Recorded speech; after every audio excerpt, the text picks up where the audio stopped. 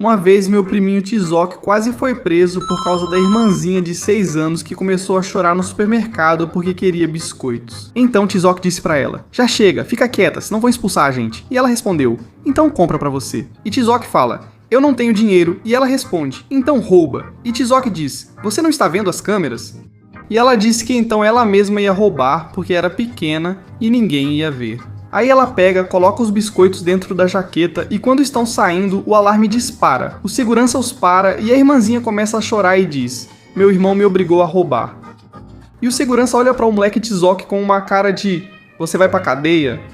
E o cara quase morre de susto. Até que a mãe dele chegou para pagar, a irmãzinha de Tizoc transformou uns biscoitos em crime de supermercado e dessa lógica criminosa passamos para o meu eu de criança. Deixando uma aranha me picar para virar o Homem-Aranha, porque uma vez quando eu era criança e bobo, deixei uma aranha me picar. Porque na minha cabeça, se ela me picasse, eu viraria o Homem-Aranha, como no filme. Mas eu não sabia que tinha que ser uma aranha radioativa, e não aquelas aranhas magrelas que ficam nos cantos das casas. E no final só minha mão ficou inchada e doía, mas eu não virei o Homem-Aranha, só fiquei mais idiota. Como você dança? Ich will nicht. Komm trinken. Ich will. Minha mão inchou e os poderes nunca apareceram. Mas mais dramático foi quando meu pai viu uma sombra na asa do avião e achou que o avião estava caindo.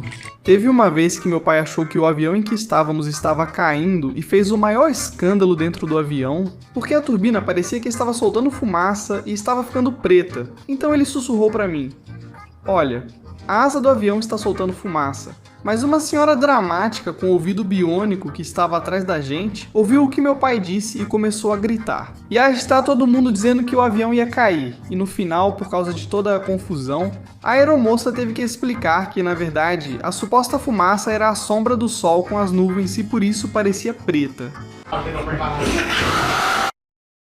O avião não estava caindo, era só meu pai fazendo drama, mas depois surgiu outra emergência, igualmente brilhante. Pedi pro Panças uma tacada na cabeça para me curar da insônia, pois uma vez meu amigo Panças quase me mandou direto para a eternidade. Porque ele me deu uma tacada na cabeça, cheguei até a ver estrelas e tudo começou porque eu já estava há 3 noites sem conseguir dormir, parecia um zumbi dançando Thriller na sala. Então pensei, se me derem uma pancada bem forte, talvez eu durma, mas ninguém aceitava, exceto o doido do Panças. Então ele pega o taco, sorri pra mim e bum, ele me deu uma pancada que me apagou as luzes por 5 segundos e até ouvi a abertura de Dragon Ball na minha cabeça. Mas meu priminho Tizoc, que estava assistindo tudo, gritou: "Ele foi pro céu!" O pior não foi a pancada, e sim que nem dormi. Na verdade, já estava com olheiras de guaxinim.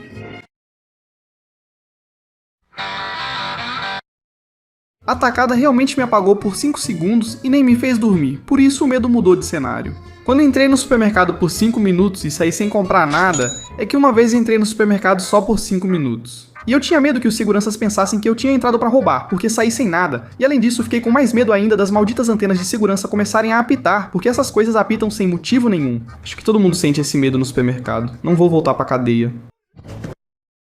Sair do supermercado sem nada traz uma culpa estranha, mas o caso com minha namorada foi dor real, como quando um cara quebrou o dedo dela no ensino fundamental. Uma vez quando minha namorada era adolescente, um cara idiota quebrou o dedo dela. E a mãe dela não fez nada porque eles estavam no ensino fundamental e o desgraçado pegou a mochila e as coisas dela.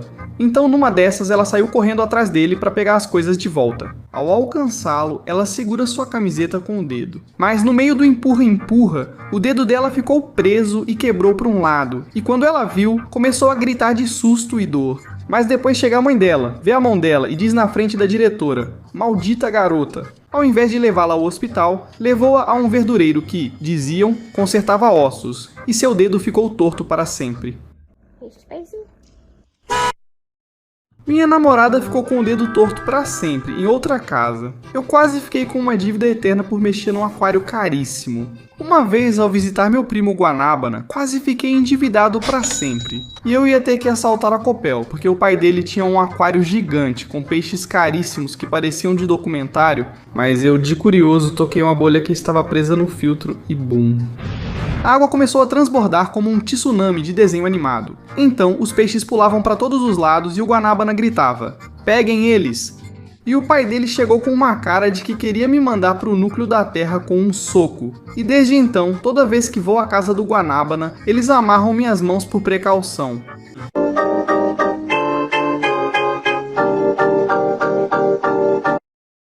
Os peixes caros sobreviveram, já a minha curiosidade e minha dignidade, nem tanto, e daí pulamos para minha fase de economista bobo, queimando minhas próprias economias por causa da inflação. Certa vez, aos 8 anos, minha mãe pensou que eu não tinha cérebro ao me ver queimando minhas economias no quintal. E tudo começou porque eu vi no noticiário que a inflação estava destruindo o valor do dinheiro. Então o meu cérebro de nós concluiu que se o dinheiro valia menos, era porque estava sujo ou tinha vírus. Então decidi colocar todas as minhas notas de mesada em um balde com álcool e colocar fogo nelas para desinfetá-las bem.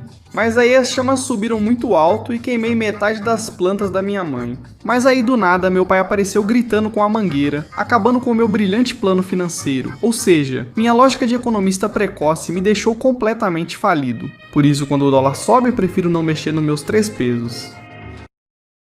Queimar dinheiro para protegê-lo da inflação foi ideia de um cérebro queimado? Minha sala só ficou com cheiro pior quando um lanche se misturou com meias usadas. Tudo começou quando uma vez, quando eu estava no ensino fundamental, quase evacuamos toda a escola.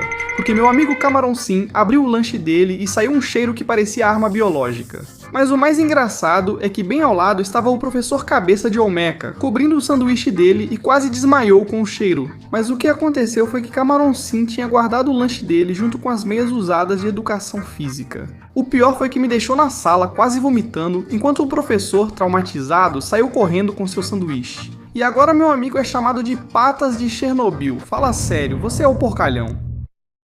Aquele lanche parecia uma arma biológica e fez quase metade da sala vomitar. E para fechar, vamos para uma videochamada, onde um laço parecia um demônio às 3 da manhã. Isso foi quando uma vez eu estava em uma videochamada com minha namorada às 3 da manhã e vimos o rosto de um demônio atrás dela e gritamos como se estivéssemos sendo exorcizados. Mas eu estava a uns 800 km de distância e mesmo assim chorei e não conseguia nem me mexer de tanto medo. Então ficamos paralisados até umas 7 da manhã sem ir ao banheiro, com medo de que puxassem nossos pés. E sim, nós fizemos xixi na cama, mas no final, já com o sol, vimos que era só um laço simples na cabeça dela, que no escuro parecia deformado e quase nos matou de susto. Jesus Cristo, eu fiquei paralisado, com muito medo e não conseguia me mexer. Na minha frente tinha uma criatura horrível demais.